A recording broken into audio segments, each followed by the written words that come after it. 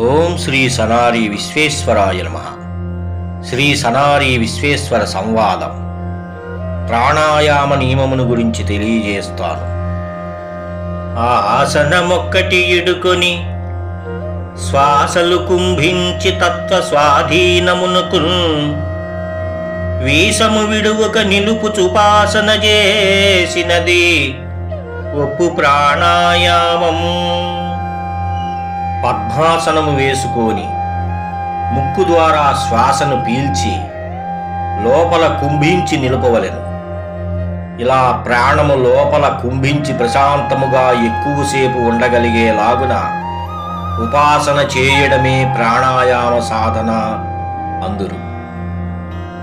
పంచీకరణమునందున నించిన ఇంద్రియ గుణంబులేవేవైనను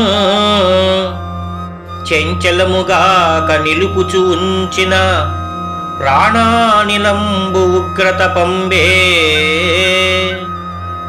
అలా ప్రాణాయామ సాధన చేస్తూ జ్ఞానేంద్రియముల అంతరేంద్రియముల తత్వగుణములు ఏమాత్రము చంచలత్వము చెందకుండా ఆత్మేంద్రియ నిగ్రహమున నిలిచి ప్రాణాది వాయువులను నిరంతరము శరీరమునందు నిలుపుటయే అత్యంత ఉత్తమమైన ప్రాణాయామ నియమము.